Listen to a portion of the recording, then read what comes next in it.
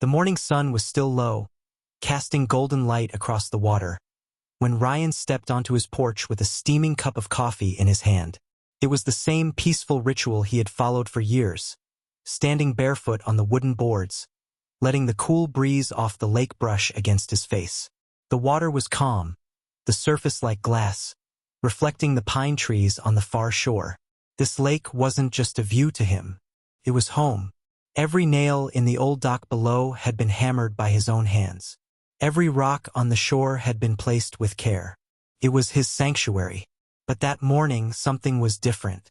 There, at the bottom of the hill, stuck in the earth like a knife, was a new sign. Big red letters, all caps, private property, HOA. No trespassing. Ryan blinked.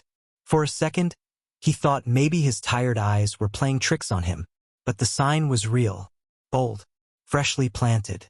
And next to it, his stomach tightened as he noticed it, was a line of silver metal fence posts stretching across the edge of his lakefront. They weren't small or temporary. These were heavy-duty, bolted into the ground with thick concrete. Whoever had done this had planned it. He placed his coffee cup on the porch railing slowly, his jaw clenching as a cold wave of anger began to rise beneath the calm surface of his face. He walked down the slope toward the lake, his boots crunching on the damp grass. And that's when he saw them. A small group of people stood near the fence. 2 workers in reflective vests tightening bolts, a man in an HOA windbreaker holding papers, and at the center of it all, Karen. She stood like she owned the world, wearing her sharp sunglasses and fake polite smile, tapping her clipboard with one finger. The moment she saw him, that smile grew wider. "Morning, Ryan," she called, her voice sweet like sugar and just as fake. Ryan didn't answer her.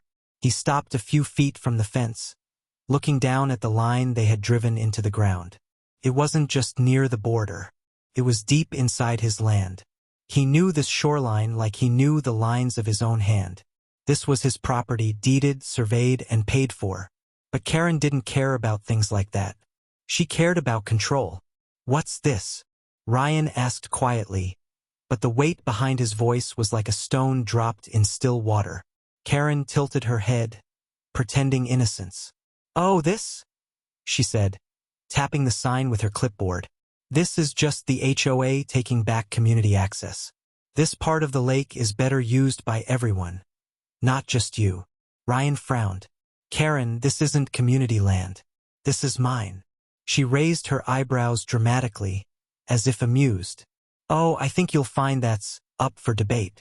We reviewed the HOA map, and it looks like the shoreline was never properly designated. So, as of this morning, it's part of the community common area." She turned to the workers like a queen giving orders. "Go ahead. Finish setting up the posts. Make sure they're stable."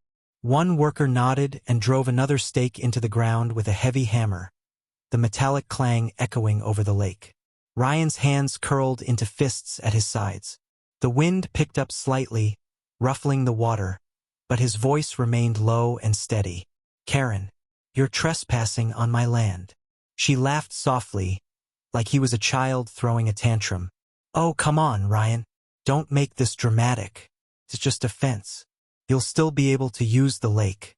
You'll just need to follow the HOA rules like everyone else. Sign in at the access point, get your wristband." She was still talking, still smiling, and every word felt like a knife twisting deeper. Behind her, one of the workers began removing the first boards of Ryan's old dock. The dock he had built by hand 10 years ago, with his father helping him drill the beams into the lakebed. Each board ripped out was like tearing a piece of his memory away. He stepped forward fast, his voice cutting through her like a blade. "Stop!" The worker hesitated, glancing nervously at Karen. But she didn't hesitate. She turned sharply, snapped her fingers and said, "Keep going. You're on HOA property now. He doesn't have any authority here." Ryan stood there, staring at the dock coming apart, feeling something inside him shift. It wasn't panic. It wasn't helplessness. It was cold, heavy, controlled rage. Karen had crossed lines before. She fined people for flowers, forced neighbors to repaint fences, bullied an elderly couple into tearing down their gazebo. But this wasn't a letter in a mailbox. This was his land. And she was stealing it right in front of him. Karen crossed her arms, watching the workers with satisfaction. "You'll thank me later, Ryan. We're making the neighborhood better.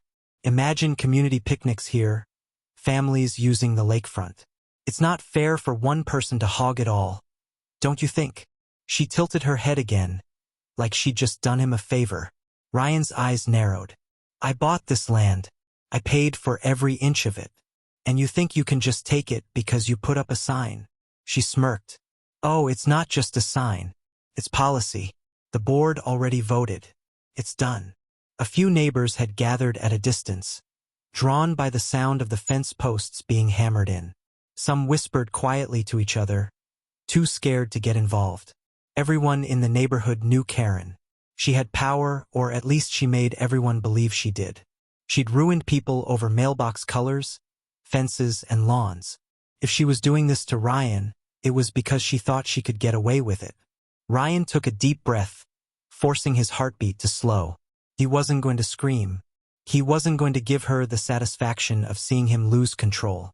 Instead, he took one long look at the fence, at the sign, at the pieces of his dock floating in the shallows, and then he looked at her. "Karen," he said slowly, "you just made the worst mistake of your life." Her smile twitched for the first time. "Oh, really? And what are you going to do? Sue us? Good luck. The board stands behind this decision." He didn't answer. He just turned and walked back up the hill toward his house. Behind him, she called out, "I'll have the new HOA dock built by the end of the week. You're welcome to use it if you follow the rules." Her voice echoed like a bad joke. As Ryan reached the top of the hill, he looked back down at the lake. The water was still beautiful. The trees still lined the shore. But now there was a cold metal fence cutting through his view, and Karen standing there like she owned the world.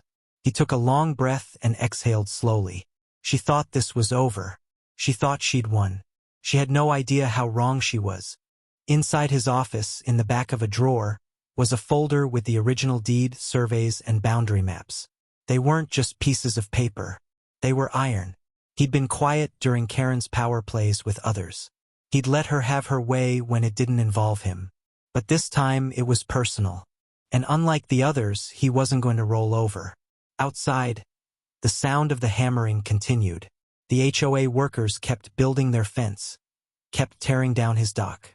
Karen laughed at something one of the board members said. She was drunk on her own arrogance, blinded by her need to control everything around her. But Ryan saw it differently. He didn't see a wall being built. He saw a line being drawn, and on his side of that line he was going to fight. He pulled out the documents, laid them across his desk, and ran his hand slowly over the crisp paper with the county seal. Every inch of that lakefront was legally his, locked in a deed recorded before the HOA even existed. This wasn't going to be a shouting match. It wasn't going to be a war of words on a Facebook group. This was going to be a legal storm. Karen thought she was building a fence. She was actually building a trap around herself. As the sun climbed higher and the sound of the fence echoed through the valley, Ryan began making calls. Surveyors, lawyers, contractors. He didn't raise his voice. He didn't slam doors. He just set things in motion. Down by the lake, Karen posed next to the new HOA sign with her board members like it was a victory photo. But the lake wasn't hers. It never would be. And by the time she realized it, it would be too late to undo what she'd started. Ryan poured himself another cup of coffee, walked back out to the porch, and stared down at the fence. He didn't see defeat. He saw the opening move in a game she didn't even know she was playing. The lake was still his. And soon, so would her pride. The next few days in the neighborhood didn't feel normal anymore. It wasn't just about the fence or the sign. It was about the message behind them. Karen had made it clear that she thought she was untouchable. She walked around the lake like it already belonged to her, giving orders to the workers, pointing at the ground like a general preparing her battlefield. The sound of drills and hammers became the morning soundtrack, replacing the quiet calls of birds. Ryan watched from his porch, his jaw tight, his silence louder than any argument he could have shouted. Karen mistook that silence for weakness, and that was her first mistake. By the third day, the fence line was fully built. Steel poles were bolted into concrete, fresh paint glinted in the sunlight, and signs were placed at every 20 feet. HOA property, members only. They even installed a gate with a keycard system as if they had taken over a public park. Karen strutted along the new fence with her clipboard like a queen inspecting her kingdom. She gave out instructions to board members who followed her like obedient soldiers. She even held a little announcement meeting on the sidewalk near the lake, pretending this was some grand community project everyone should celebrate. Neighbors gathered, some excited, some nervous, most too afraid to speak against her. Karen loved moments like this. She stood at the front, adjusting her sunglasses dramatically, and raised her voice so the entire street could hear. "Ladies and gentlemen," she began with fake pride, "I'm happy to officially declare the Lakefront community property. For years this space was wasted by a single homeowner who wouldn't share. But not anymore. Now every family in this neighborhood has access. This is a victory for all of us." The crowd gave polite, uncertain claps. Some people looked uncomfortable, but no one dared challenge her. She had a history of making life hell for anyone who crossed her. Fines, citations, letters, threats. Everyone knew it. Everyone feared her. Ryan stood at a distance, leaning against his truck, arms crossed. He didn't clap. He didn't speak. He just watched her standing there, proud of something she had no right to claim. Karen saw him and smirked, lifting her chin slightly like she had already won. Her voice carried across the lawn. "Of course, everyone is welcome. Well, everyone who follows the HOA rules," she said with a sharp little laugh. The crowd followed her lead, nervously laughing with her, as if that would protect them from her wrath. After the crowd dispersed, HOA volunteers started installing picnic benches and community signs, turning Ryan's lakefront into their playground. Kids ran along the shore. Families set up lawn chairs. It wasn't the neighbors' fault. They thought this was legal. They thought this was community space. That's exactly what Karen wanted.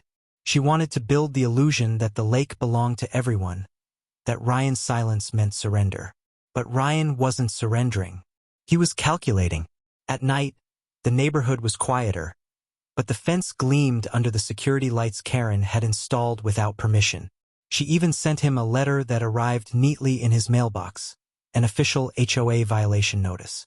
"Failure to comply with common area regulations," it read in bold. "Unauthorized use of community property." Ryan almost laughed when he saw it. She was fining him for stepping on his own land. She even listed penalties for dock obstruction and non-compliant landscaping, as if the trees by the lake were suddenly an HOA problem. The arrogance in every word of that letter made his hands tighten around the paper until it crumpled. That night, Ryan sat at his desk with a stack of documents laid out neatly. The old deed, the original survey map, tax records, a copy of the HOA charter. He went through every single page slowly and carefully, not because he didn't know what was in them, but because he wanted to understand every line before striking. The lakefront wasn't even under the HOA jurisdiction according to their own charter. The boundary map clearly ended 20 feet before the fence line Karen had built. She hadn't just crossed a line. She had walked straight into a legal trap with a parade behind her. But Karen wasn't just stealing land.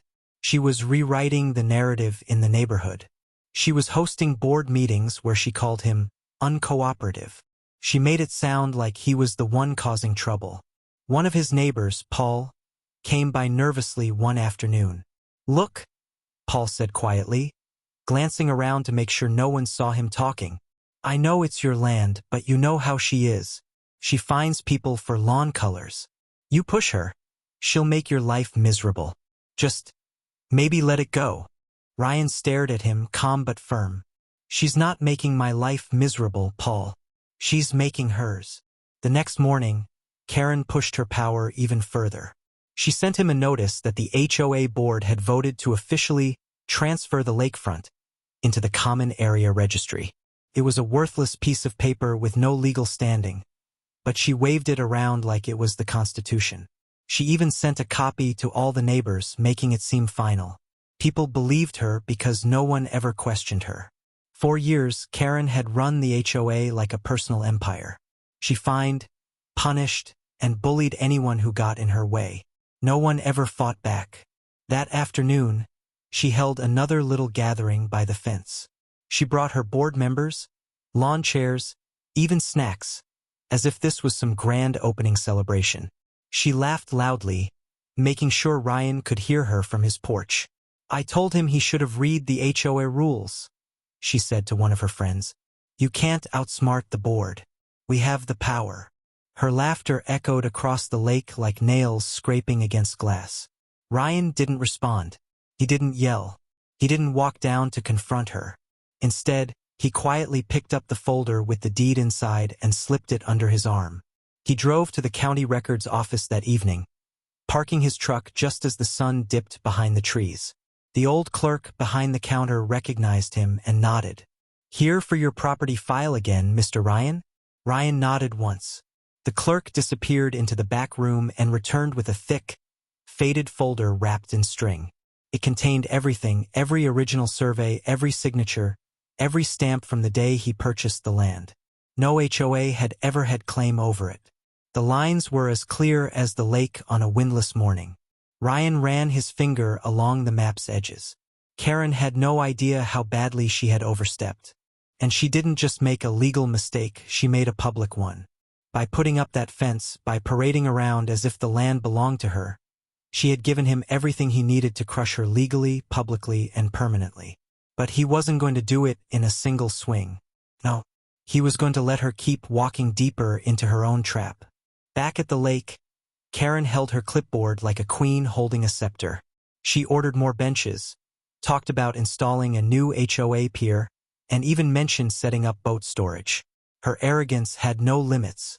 But what made Ryan smile, not an amused smile, but a cold, quiet one, was knowing that everything she built was on his property.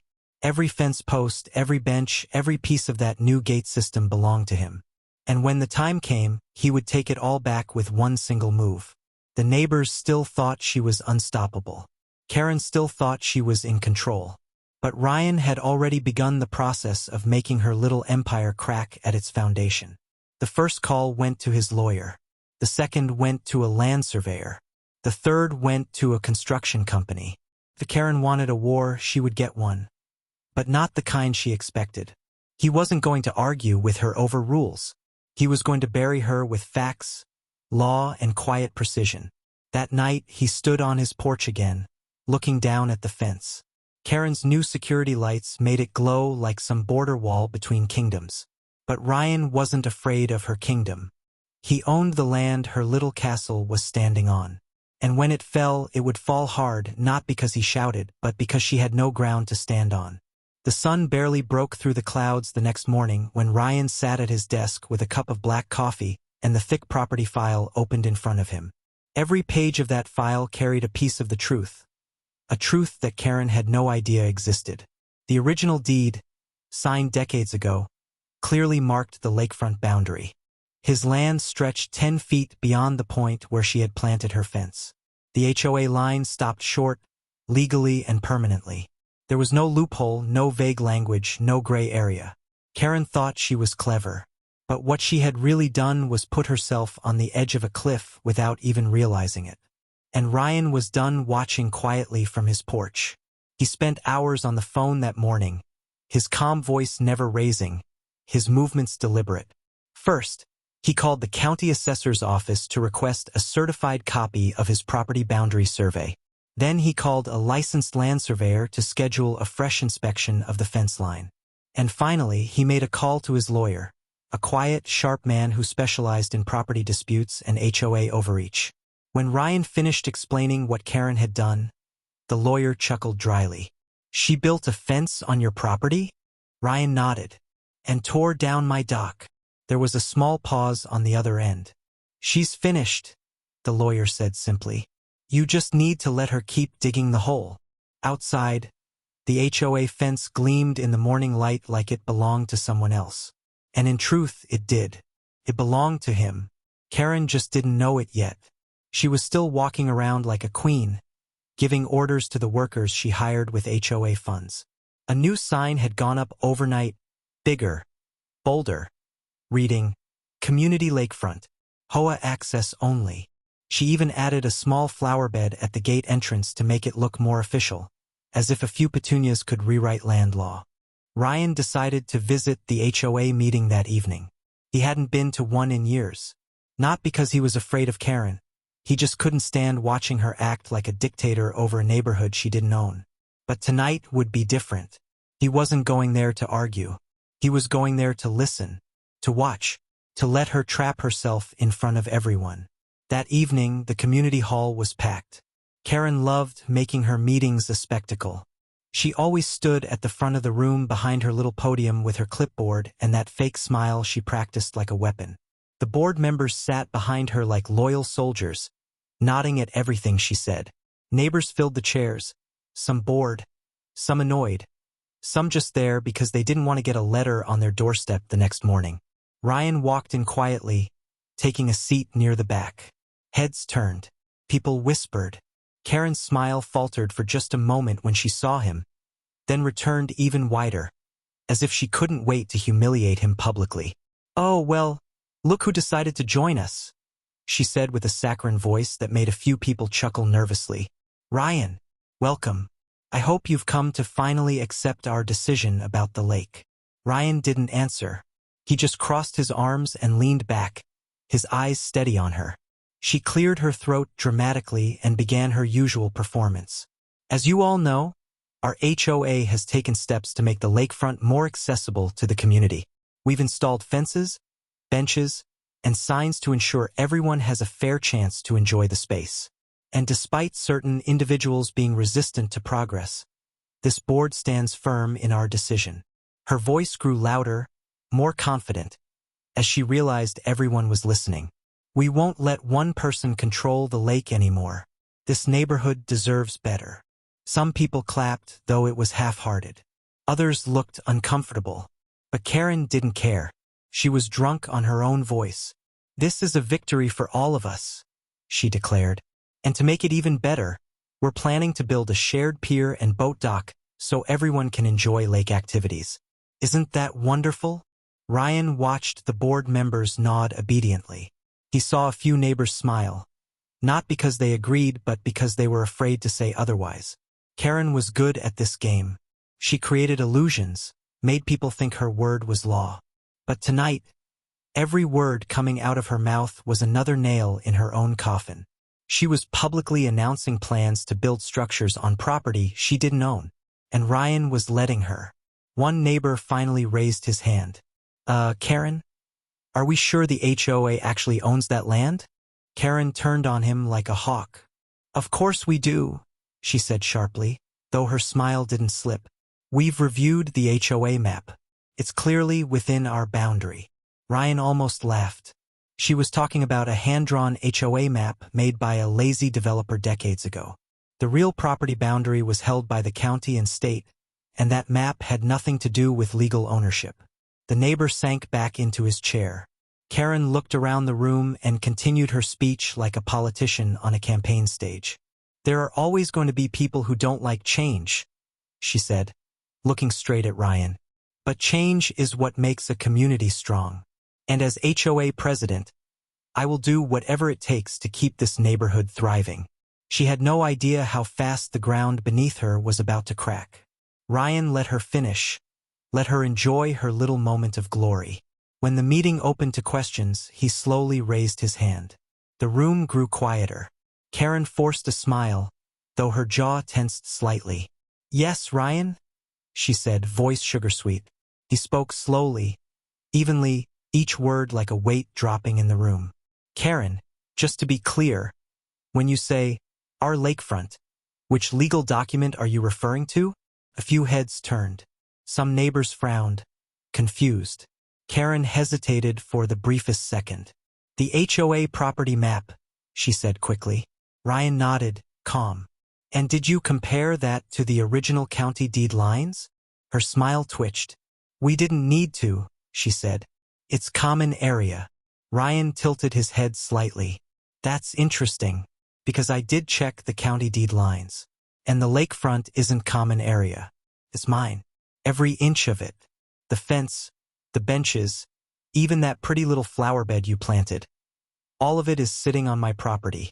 The room erupted into murmurs. Karen's smile froze like glass about to shatter. That's not true, she snapped louder now. That land belongs to the HOA. Everyone knows that. Ryan reached into the folder he'd brought with him and pulled out the certified property map and deed. He didn't shove it in her face. He just laid it gently on the table in front of the board. Everyone might believe that, he said, voice steady. But the law doesn't care about what people believe. It cares about what's on record. A board member leaned forward nervously, scanning the document. His face drained of color. Another member shifted in their seat. Karen felt it. The shift in the room. It was small but powerful. For the first time, people were doubting her. For the first time, the story she'd sold to everyone didn't sound as solid. She slammed her hand on the podium. This isn't over, she barked. But her voice had lost that smooth control. It sounded cracked. Ryan stood slowly, collecting his folder. He didn't raise his voice. He didn't throw insults. He simply looked at her and said, "Oh, I know it's not over, Karen, but it's not going to end the way you think." He walked out of the hall with steady steps, leaving her standing there in front of her board and neighbors, the queen without her crown, her control slipping like water through her fingers. Outside, the night air was cool. Ryan took a deep breath and looked back toward the dark lake.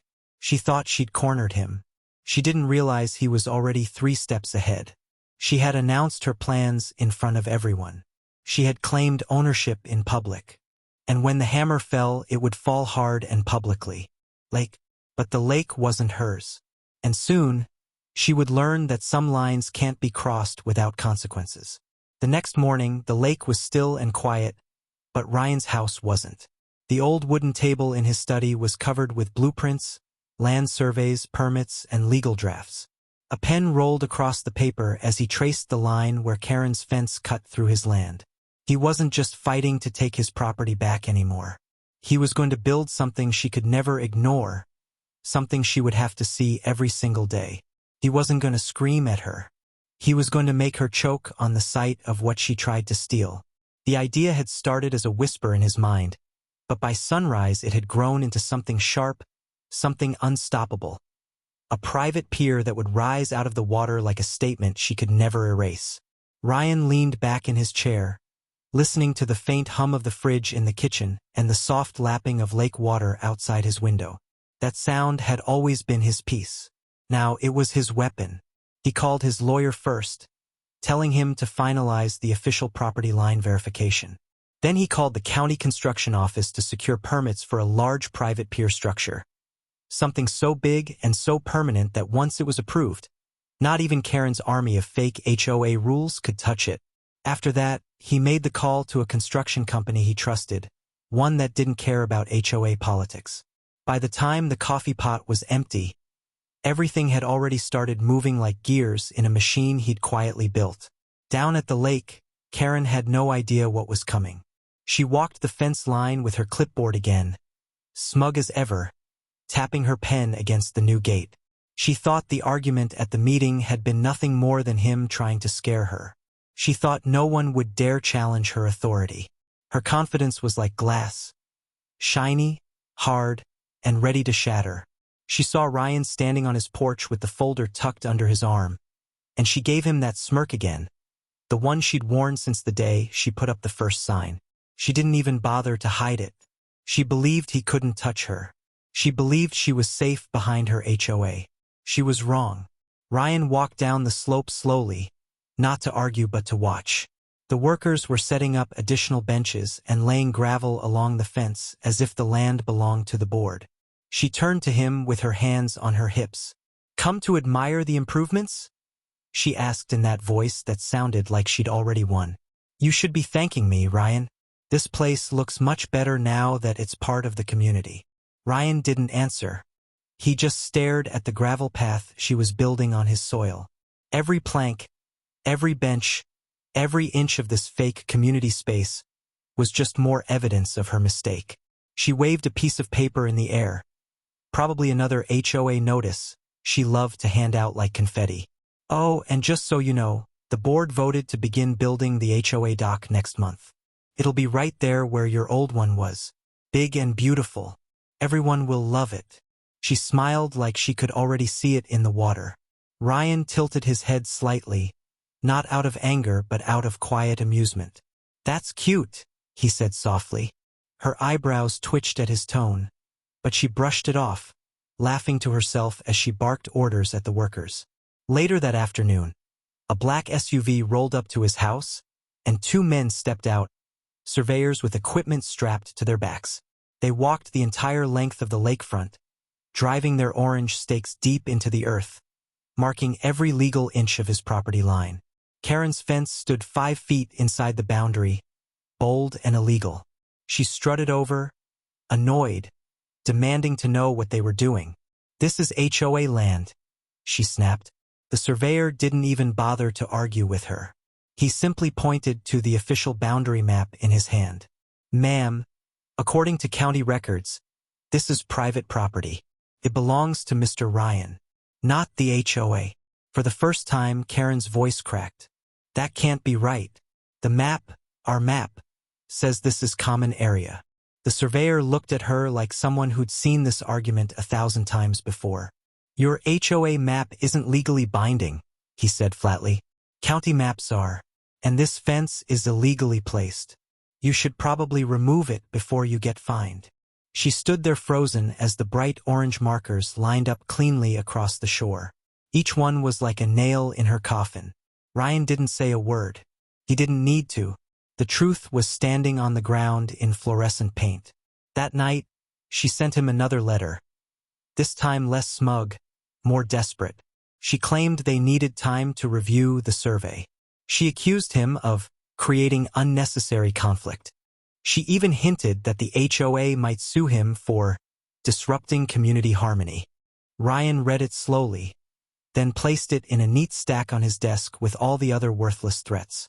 She was starting to feel the ground shift, but she was too stubborn to admit it. That was exactly what he wanted. The following week, large construction trucks rolled into the neighborhood early in the morning. Neighbors peeked through their blinds as workers unloaded wooden beams, steel support columns, and equipment. Karen came running down the road in a panic, robe flapping behind her. What is this? What are you doing? She yelled as Ryan signed papers with the foreman. I'm building, he said simply. Her face twisted. You can't build a dock here. He raised an eyebrow. On my property? Watch me. The workers marked the layout and began driving long steel posts deep into the lakebed. The sound of machinery echoed across the water, steady and powerful, drowning out her voice as she shouted about rules and permits she didn't have the authority to control. Ryan already had everything he needed from the county. She had nothing but a clipboard and a crumbling illusion of power. Neighbors started gathering at the edge of the road, watching quietly as the massive structure took shape. A few of them whispered, some smirked. They had all been victims of Karen's petty rules at some point. Watching her lose control wasn't just entertaining, it was satisfying. One man muttered, "About time someone stood up to her." Another neighbor nodded. She finally picked the wrong guy. Karen tried everything to stop it. She called the HOA board to an emergency meeting in her living room, screaming through her phone about violations. She sent threatening letters. She even called the county office, only to be told everything was legal and properly permitted. Every wall she tried to build, she ran straight into it. By the end of the 3rd day, the skeleton of the new pier was already rising above the water, a clean, beautiful line of cedar beams stretching out from his shore. Every night after the workers left, Ryan would walk down the slope and stand at the end of the construction site, looking out at the lake. The reflection of the half-built pier stretched across the water like a shadow. It wasn't just a structure. It was a statement. It was the proof that she couldn't take what wasn't hers. He imagined her waking up every morning, stepping out of her house across the water, and seeing this pier dominate the view she thought she controlled. Karen, of course, couldn't handle it. She marched up to his porch one afternoon, furious. "You think you've won?" she hissed. "You can't just build something to spite me." Ryan looked at her calmly. "Karen, I didn't build this to spite you. I built this because it's mine. You just happened to make it easier." Her face went red. She shook her head, muttering under her breath before storming off. She didn't realize it, but her biggest mistake had already been made weeks ago when she planted that sign. All Ryan was doing now was showing the world how powerless she really was. The pier rose higher every day, beautiful, solid, and legal. It wasn't just a victory, it was the kind of revenge that didn't need shouting, didn't need a fight. All it needed was the truth. And the truth was already standing in the water, too big for her to ever ignore. The sun burned bright over the lake the morning Karen's fence came down. It didn't happen with shouting or chaos. It happened quietly, with the sound of wrenches turning bolts and metal posts clinking against the gravel. Ryan stood on his porch, arms crossed, watching the crew he had hired remove every single piece of the illegal structure she had built. There were no HOA members to protect her now. No board meetings to hide behind. No smug smile. She had spent weeks pretending this land was hers. Now, the land itself was proving her wrong. The workers moved like a storm, fast, efficient, unstoppable. They didn't argue. They didn't hesitate. Each pole was dug out, each concrete footing cracked open and lifted out of the ground. One by one, the fake, private property, HOA signs were pulled from the soil and tossed into the back of a truck like trash. The benches she placed as a display of her little empire were unbolted and carried away without ceremony. Everything she had claimed melted away in a single morning. The fence she had once called her community border lay in a messy pile by the road like a broken toy. Karen came storming down the hill, red-faced and furious. "You can't do this," she screamed, waving her clipboard like it was a weapon. "This is HOA property. You have no right to touch this." Ryan turned slowly, calm as ever, holding the rolled-up deed in his hand. He stepped off the porch and walked down toward her as the metallic clinking of the workers kept echoing behind them. "You keep saying that, Karen," he said evenly. "But the thing is, it's not HOA property. It's mine. It's always been mine." She shoved a piece of paper at him, another one of her worthless notices. "We have rules. We voted," she yelled. Ryan let out a small breath, not quite a laugh, but close. "And I have the law. Your vote doesn't mean anything on land you don't own." Her hands shook as she turned toward the foreman, trying to stop the crew. "I am the HOA president. I demand you leave." The man didn't even flinch. He pointed toward Ryan. "He's the property owner. We work for him. You have no authority here, ma'am." The words hit her like a hammer. For the first time since the fence went up, she had no control over anything. She looked around and saw neighbors stepping out onto their porches, watching the scene unfold. Some whispered, others smirked. Everyone had suffered under her rule at one point or another. Now they were watching the queen lose her crown. Karen's voice cracked. "This isn't over," she hissed, her face twisted in frustration. Ryan shook his head slightly. "It's already over," he said quietly. "You just haven't accepted it yet." The sound of the last post being pulled out echoed like a final nail in her coffin. The workers loaded the truck, secured the pile of metal, and drove off, leaving the lakefront clean and open again. The sunlight hit the water and spread across the ground where her fence used to be. The shoreline looked the way it was supposed to, his. But that wasn't the end of it. Not even close. Ryan walked over to her, holding a manila envelope. "You should read this," he said, handing it to her. She snatched it from him, suspicious.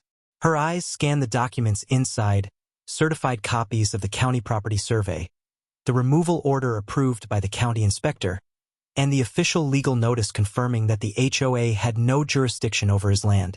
Every line of that paperwork was a blade cutting through her lies. Her voice grew small. You went to the county?" Ryan looked straight into her eyes. "Weeks ago. While you were busy playing queen, I was making sure you'd have nothing to stand on." She stared at the papers like they were written in a language she didn't understand. Her power had always come from her clipboard and fear. Fear she spread like a disease through the neighborhood. But this wasn't fear. This was fact. And facts didn't bow to her. As the reality sank in, the neighbors began to gather near the street. Paul, the man who once told Ryan to let it go, stood with his hands in his pockets, watching the pile of fence pieces rustle in the wind. A woman from down the block whispered to her friend, "He actually did it." Someone else added, "About time someone stood up to her." Karen heard every word. She always cared about appearances more than anything else, and right now, her perfect image was crumbling in front of everyone she had bullied for years. She spun toward them, shouting, "You think this is funny? This is my community. I built this place." But nobody answered. The silence was louder than her voice. Her authority was gone, and everyone knew it. Ryan didn't need to humiliate her further. The scene spoke for itself. Instead, he turned his back on her and walked down to the water's edge where the construction of his pier continued. The structure was growing taller and wider, stretching over the lake like a quiet reminder that this was his land and always would be. The workers nodded at him respectfully, continuing their work without a pause. Karen stomped after him, desperate to get a reaction. "You think this is over?" she barked. "I'll sue you. I'll call the board. I'll make sure they fine you into the ground." Ryan didn't even turn to face her. "Karen," he said flatly, "you can't fine someone for something they don't owe you." She froze, realizing the truth buried inside that simple line. She couldn't touch him. Not with HOA rules. Not with her board. Not with anything. His pier was fully legal. Her fence was not. The board would panic soon enough, realizing her stunt had not only failed but also exposed them to legal trouble. Later that day, as the sun began to set, the lakefront looked different. Not just physically, emotionally. It wasn't the battleground it had been weeks ago. It was a statement now. The fence was gone. The pier was halfway finished, and Karen stood alone with her clipboard, surrounded by neighbors who no longer feared her. They didn't speak to her. They didn't follow her. They just watched as the woman who once controlled everything lost it all in front of their eyes. She turned to Ryan one last time. "You're going to regret this," she said weakly, but her voice no longer carried the power it once did. Ryan met her eyes, calm as ever. "No, Karen. You are." The last light of the day stretched across the lake, painting the pier in gold. Karen walked away slowly, her shoulders tense, the weight of defeat pressing down on her. Ryan stayed by the water, hands in his pockets, breathing in the cool air. He didn't need to gloat. He didn't need revenge speeches. The lake was his again. The fence was gone. And now, every time she looked out from her house, she would see the pier rising where her fake empire once stood. It was silent now. No hammering, no shouting, no false HOA authority. Just the sound of water against the shore and the wind whispering through the trees. Ryan didn't just reclaim his property. He took away the illusion Karen had built. And for someone like her, that was the most painful defeat of all. The sun came up over the lake the next morning like a spotlight on the new reality Karen could no longer escape. The fence was gone. The fake HOA property signs were piled like trash at the curb, and the pier was rising taller with every passing hour. The workers arrived before dawn, backing heavy trucks down the slope and unloading polished wood planks, railings, and structural supports. The hum of drills and the deep echo of hammers filled the quiet mountain neighborhood, replacing the sound of Karen's voice. Ryan stood near the shoreline with his hands in his pockets, watching the structure take shape. The smell of fresh-cut cedar drifted through the air. It wasn't just construction, it was a message, a reminder to everyone, especially her, that what was his could never be taken. Across the lake, Karen's house sat in its usual spot, but something about it looked smaller now, weaker. Curtains shifted behind the front windows as she peeked out, and then the door flew open. She marched onto her porch in her robe and slippers, her face pale with a mix of disbelief and fury. She couldn't ignore it anymore.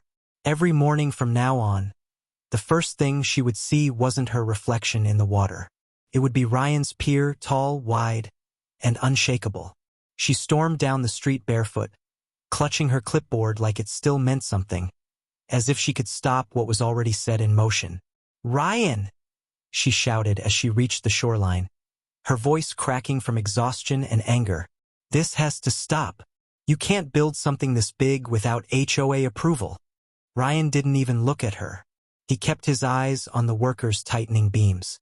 "Karen," he said calmly, "you don't get to approve anything on land that isn't yours." Her jaw tightened. She waved her clipboard like a shield. "This isn't right. You're ruining the neighborhood's view." He turned slowly, meeting her gaze. "No, Karen. I'm ruining your control. There's a difference." The workers kept going, ignoring the storm brewing next to them. Each hammer strike echoed like punctuation to her fading authority. Karen stepped closer, lowering her voice but not her arrogance. "You can't win against the HOA, she hissed. "We'll fight this." Ryan didn't flinch. "You already lost," he said. "You just don't realize it yet." She clenched her fists and looked around, expecting her board members to arrive and back her up like they always did. But no one came. The neighborhood was different now. People had watched the fence come down. They had seen her scream and fail. The spell she cast over them for years had cracked wide open. And like all bullies who lose their power, she stood alone. As the day stretched on, the pier grew massive. Wide wooden decks were installed. Railings wrapped around the edges, and stairs led down to the water. It wasn't some flimsy dock like before. It was a structure that commanded attention. The kind of thing people remembered. The kind of thing she would see every single day whether she liked it or not. Her house across the water faced the pier directly, and no matter how she angled her blinds or tilted her head, it was inescapable. That afternoon, as the crew packed up for lunch, a small crowd gathered. Neighbors came down their porches, curious and quiet, watching the transformation. Paul, the man who once told Ryan to let it go, walked up to him and shook his head with a slight grin. "You actually did it," he said quietly. Ryan nodded. "I told her the lake wasn't hers."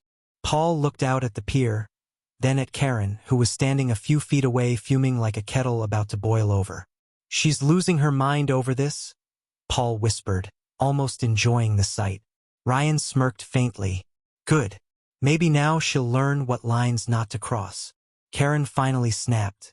"You're destroying everything," she screamed suddenly, drawing every eye to her. "You think you've won, but you've just made enemies." The way her voice echoed over the lake was sharp, but it didn't scare anyone anymore. It sounded hollow.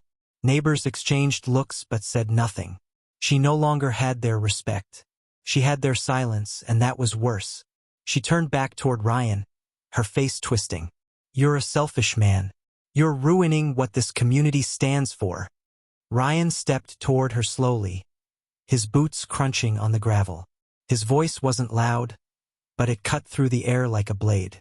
"No, Karen. What ruins a community is when someone like you pretends to own what isn't theirs. What ruins a community is fear. You've been running this place like it's your personal kingdom. But you forgot one thing. Kingdoms fall when people stop believing the crown is real."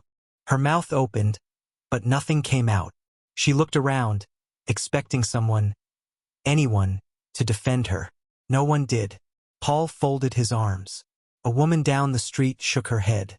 Even the board members who once followed her like shadows stayed behind their closed doors. She was alone in every sense of the word. Ryan turned away, signaling to the crew. "Let's finish it." They went back to work. Karen stood there frozen as the sound of construction drowned out her anger. She could do nothing but watch as the pier stretched farther and farther out into the water, strong and beautiful, turning her stolen illusion into a permanent reminder of her failure. Late in the afternoon, she retreated back to her porch, defeated but not yet willing to admit it. She sat there for hours, staring at the pier across the lake. Every beam, every railing, every plank felt like a slap to her pride. She'd built her entire image on control, on being the loudest voice, the one no one dared challenge. Ryan had done more than challenge her. He'd erased her power without screaming, without arguing, without begging anyone to pick a side. He let her destroy herself, step by step.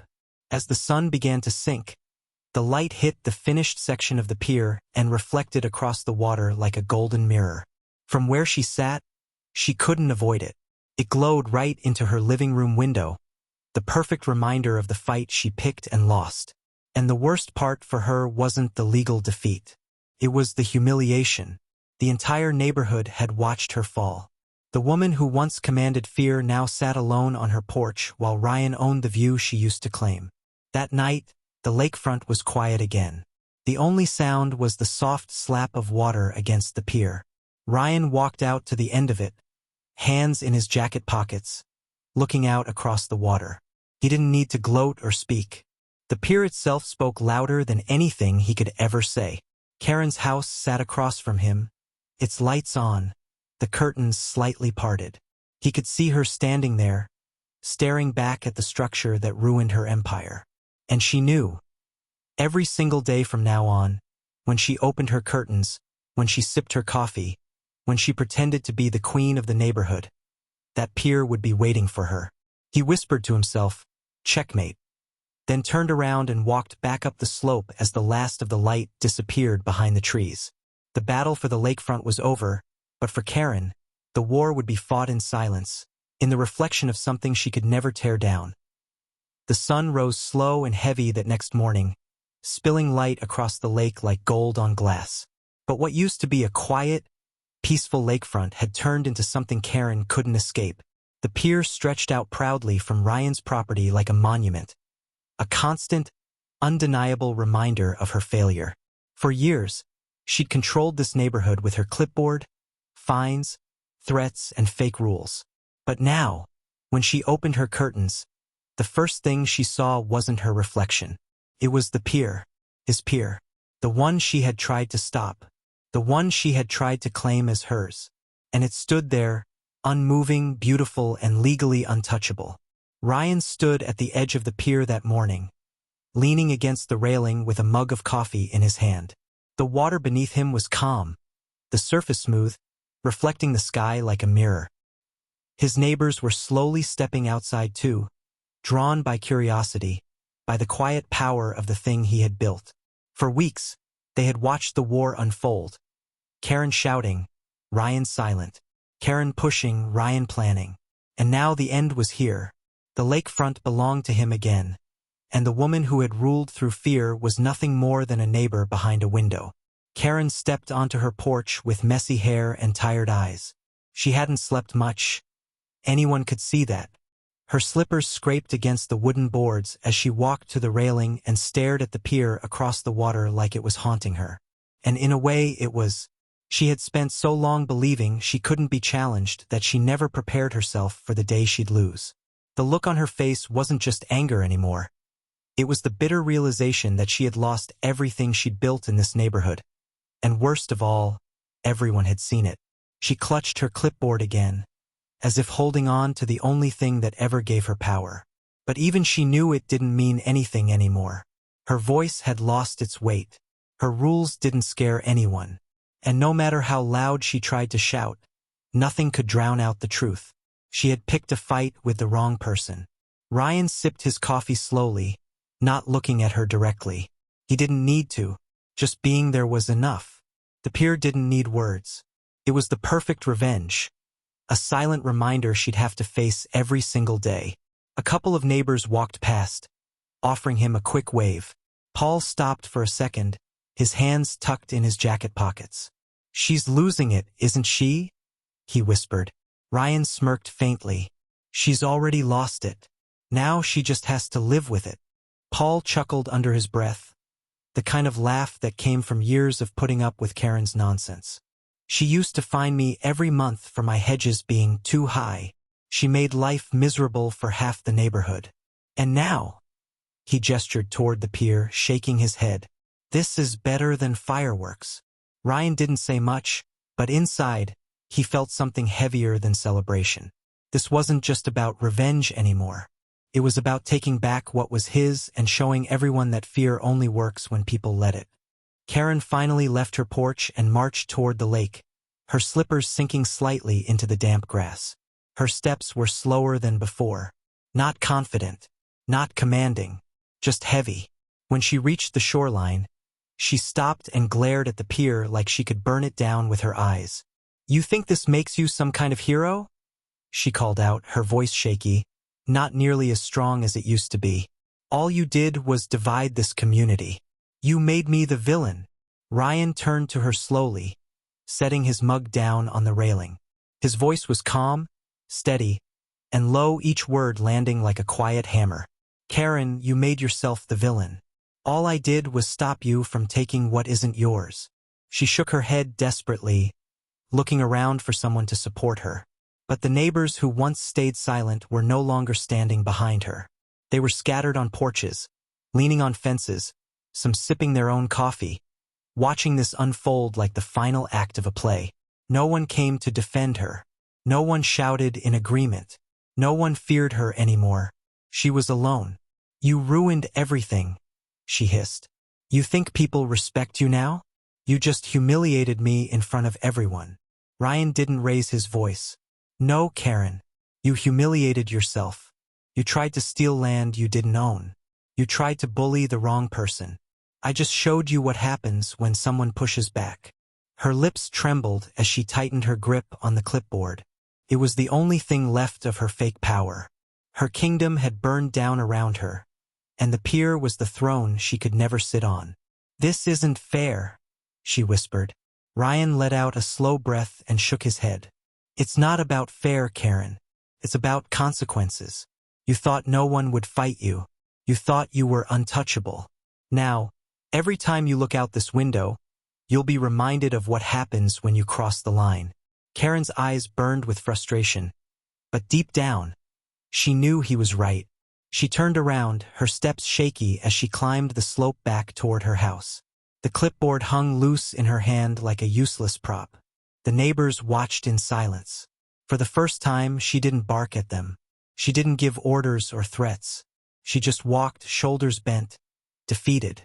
Later that evening, the lake was quiet again. The pier glowed under soft lights, reflecting off the still water.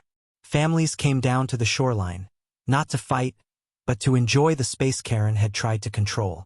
Kids skipped stones. A couple sat on the railing. Even Paul brought his fishing pole, laughing as if the lake had finally been set free. Karen's house stood on the other side, curtains drawn. She didn't come out. She couldn't face it. Ryan sat at the edge of the pier, looking out at the stars reflected in the water. This wasn't about HOA rules anymore. This was about peace, something she had taken from this neighborhood for years. Now it was back. Quiet, steady, real. He didn't need to shout his victory. The lake did that for him every time the water touched the wood beneath his feet. Across the water, Karen sat in darkness. Her window cracked just enough for the light of the pier to creep inside. She hated it. She hated the fact that no matter what she did, this was something she could never undo. It was permanent, legal, untouchable, and most of all, it was his. Ryan leaned back on his hands, letting the cool night air brush against his face. She had tried to take everything from him, but in the end, she had handed him something far greater, a legacy she'd have to live with. The pier wasn't just his property. It was her punishment. And the best part was, he didn't even have to lift a finger anymore. The lakefront spoke for him every single day. As the last sounds of the night settled in, Ryan whispered to himself, "This is mine, and it always will be." The water lapped gently at the beams. The stars glittered above, and somewhere in the shadows of her house, Karen finally understood what real defeat felt like. It wasn't loud. It wasn't dramatic. It was quiet, slow, and inescapable, and it would greet her every morning for the rest of her life.